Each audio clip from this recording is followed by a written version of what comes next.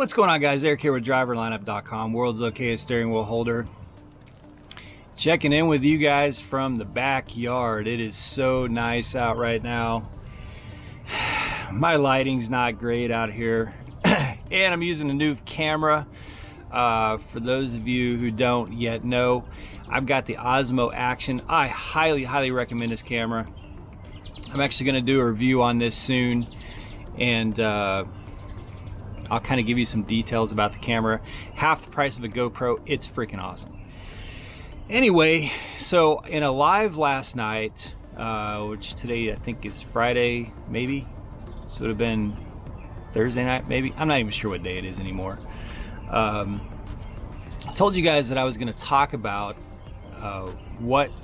actually it was RN. I think a couple users have asked me what I did before Prime, or if I could expand on what I did before Prime. And so that's what I want to do in this video. I know it's been long overdue, and I've mentioned it quite a few times on my channel, and I'll be honest with you guys, it's a little bit of a sore spot with me, to be honest with you. It's hard to talk about.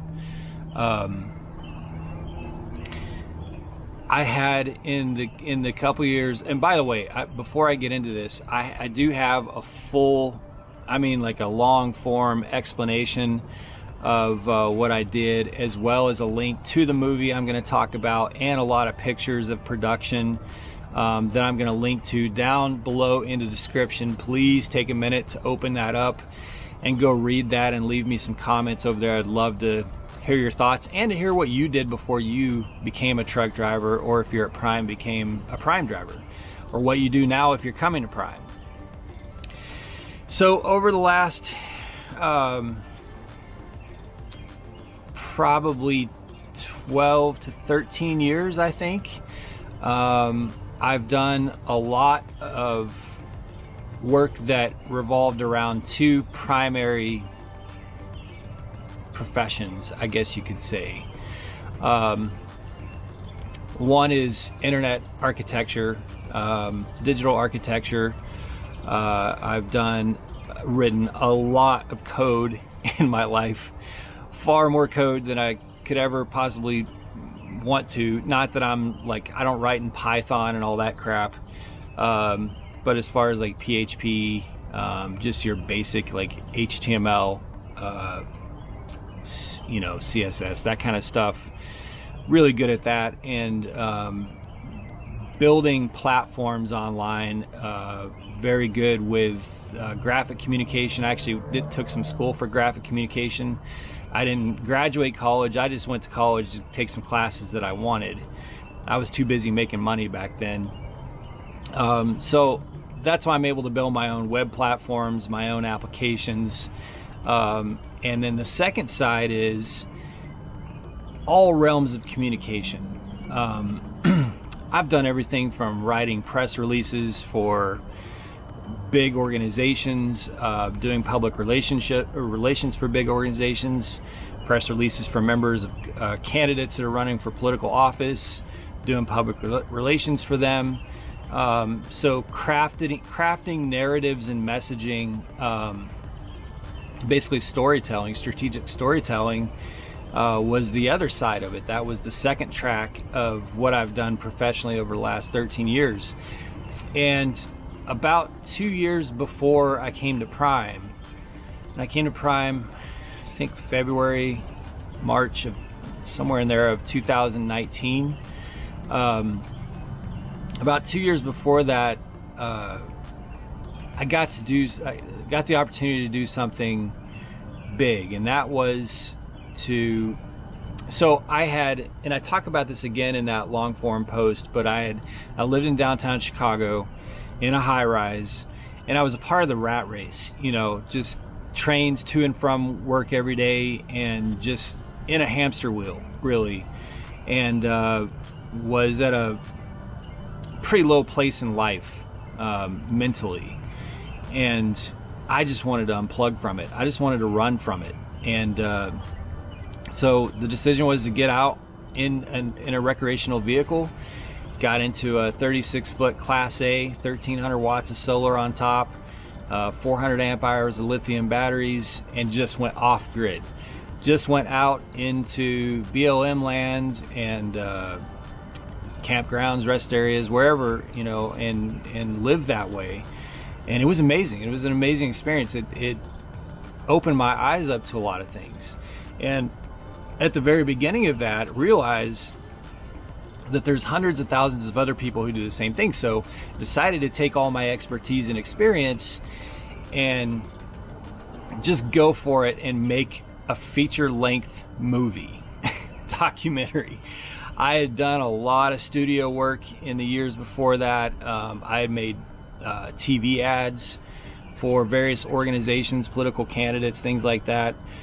So my editing skills were really strong. You can't tell that from my YouTube channel because I don't really use any of those skills. Most of what I do is on my iPhone. I don't have time when I'm out on the road, nor do I have the desire to do editing, but that is something that I love doing and I was really good at. So spent $30,000 of we spent $30,000 of our own money and raised like another $150,000 or so to go create a feature-length documentary about the RV lifestyle. And it was an experience unlike anything else that actually in a lot of ways prepared me for trucking, because being out there for, well, it took 6 months to plan for this production. I wrote the story. A good friend wrote some of it with me, but I wrote the story arc. This, you know, storyboarded this out, wrote the script, wrote the whole thing, created the whole thing, and put together a production team. We had cinematographers, we had videographers, audio engineers. We had a sorry about that little blip right there. I had to go inside and cut the HVAC off because this tripod is sitting on the HVAC in the backyard, so it just went bananas.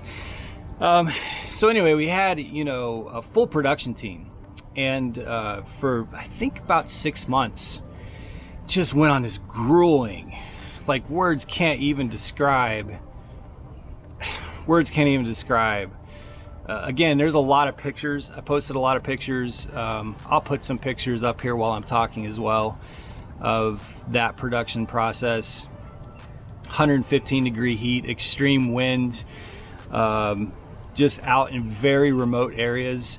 Had to have solar power, huge solar power vehicles to be able to just keep batteries charged and have power while we were out there and in a controlled environment. You know, you can't just have all that equipment sitting in a trailer in 115 degrees. And then we had built a studio for a lot of it, and it was just it was like the complexity of running a production of that scale. I oftentimes ask myself if I had bit off more than I could chew, because I think I slept no more than 4 hours every single night for that entire year with production and post-production, probably 4 hours a night at most. And you know, just like in trucking, you're only able to get a shower every now and then because you only have so much water when you're off the grid like that. You don't know where you're going to sleep the next day. So there were a lot of things that kind of prepped me for trucking, but every day was scheduling and meetings and fighting with the environment to try and get the right shots. And we had, I mean, you're talking about terabytes of data. We ran 7 total cameras, all of which was shot in 4K. And I think our total, those of you who understand data storage, we had like 50 terabytes of footage, because I think it was 15 or 16 total terabytes of footage, but we had that backed up. We had to dump all that data off of those cinema cameras every single night, and that took like an hour or two every night to get that footage dumped off and then have it backed up, replicated multiple times. Just crazy in trying to run this operation this big. And then in the post-production, we had, I think it was 3 or 4 months, maybe off on that, of just every single day, me getting up 4 a.m. I went and edited like from 4 to noon, and then our co-editor would edit for the rest of the evening while I worked on the script and the narration and worked with the narrator. And it was crazy for her too, because sometimes for her, the narrator, she would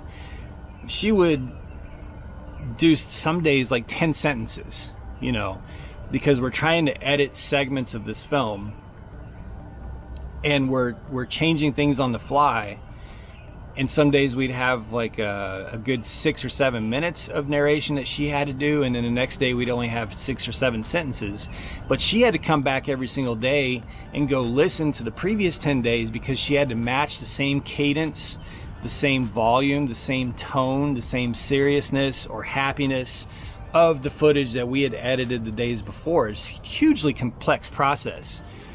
And then finally, after all this, we had a complete movie.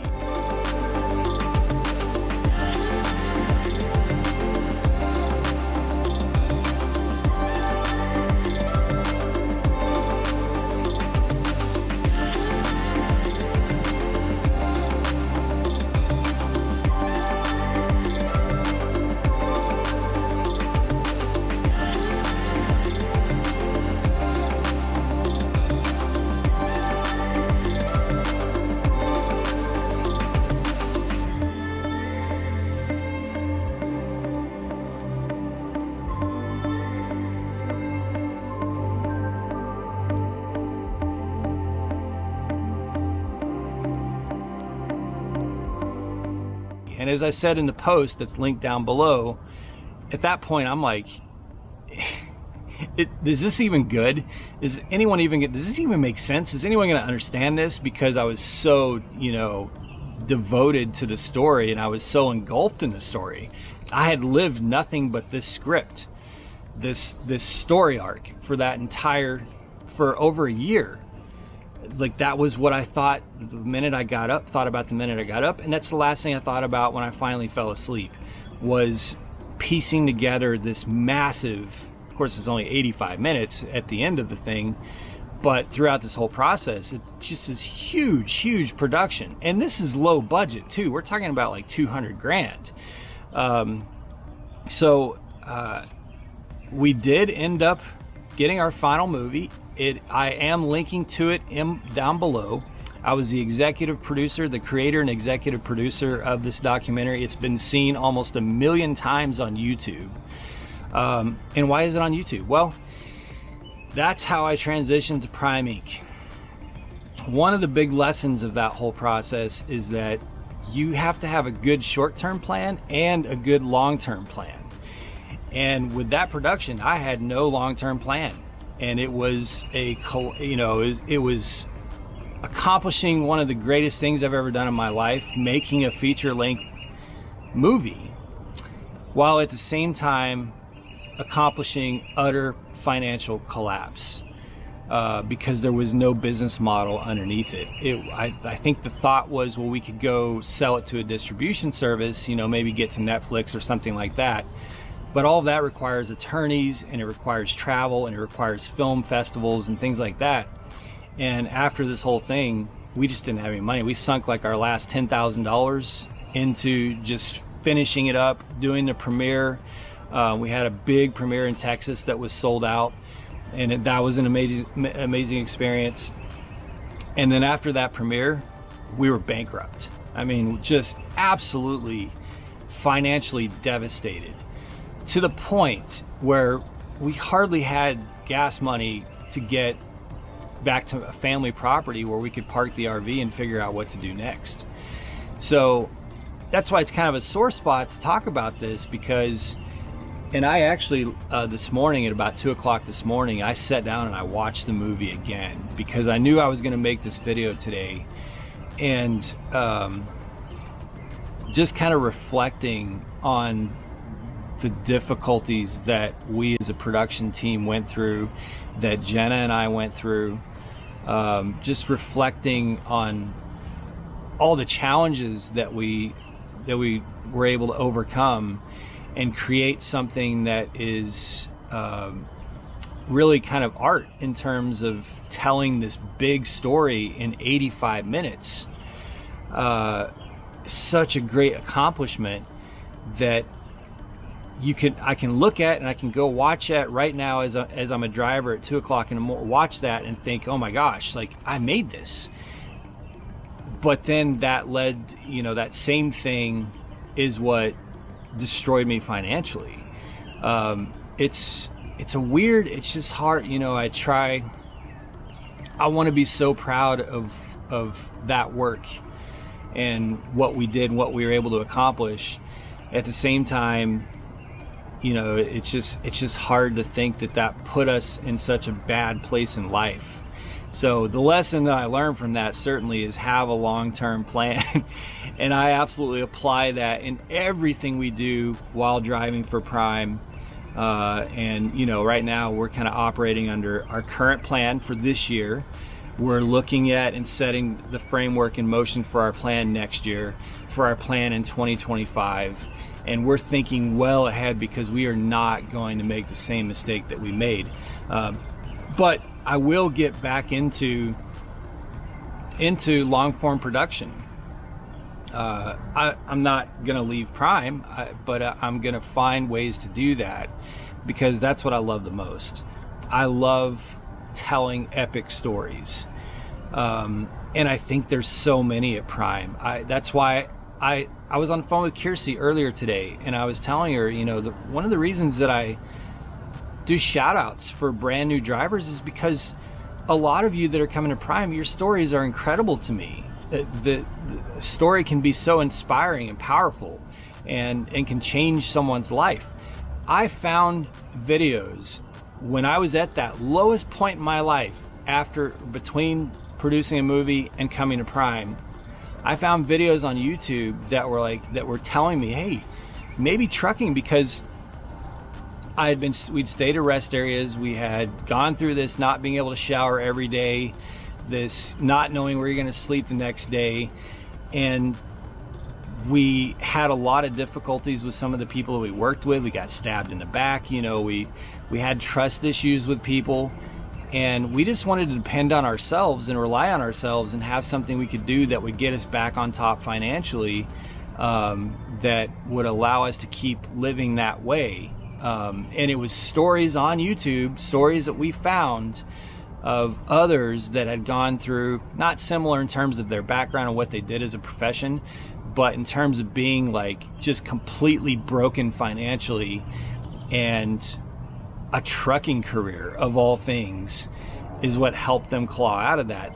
Those stories changed our lives in a profoundly positive way.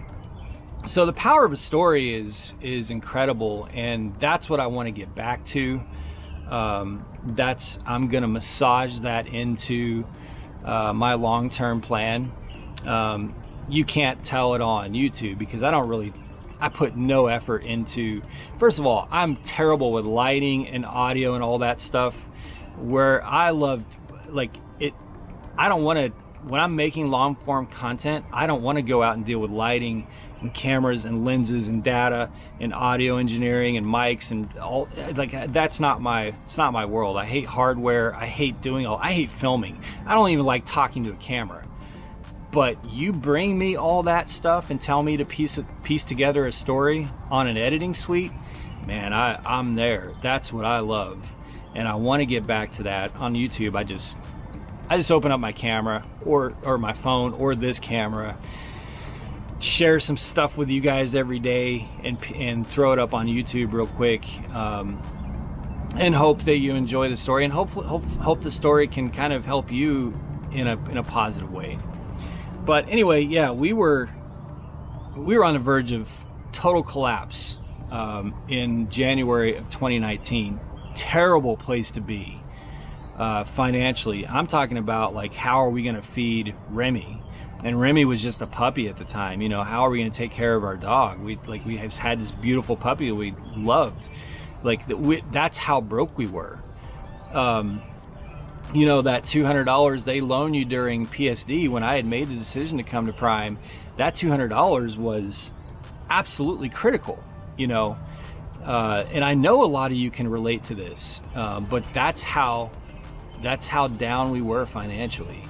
And now here, nearly 3 years later, it's all turned the other direction, you know. And it's amazing that I was able to get back to where I was financially because of truck driving. never thought that would be the case, but anyway, it's one of the things I love about the trucking industry is everybody comes from such a wildly different background. And I'm so fascinated when I run into truck drivers at truck stops, and we might have a little bit of a conversation, and they'll tell me what they did before they became a truck driver. Sorry guys, the flies are terrible. And I'm just sitting there like, oh my God, are you serious? Like, tell me more. I have to know more. It's just incredible how people just come from the wildest backgrounds, And so yeah, that's my, what I did before Prime. Jenna and I we made a movie. I was an executive producer for a legitimate long form documentary. It's been seen almost 1 million times. And it's just wild to go from that to driving a truck. But it's been such a blessing also to have trucking do for us what it's doing for us. So anyway, that's the story. Again, I have a big post with a lot of pictures that you can click on down below. Would love to know what you did before you came to trucking, or if you're coming to trucking, what's your profession? I just think it's fascinating. So anyway, all right guys, I'm getting hammered by the bugs out here. I'm gonna cut this one and get it uploaded for you guys tonight. We'll be back on the road here in a day or two. Be safe, make good decisions, and as always, drive to thrive. Talk to you guys soon.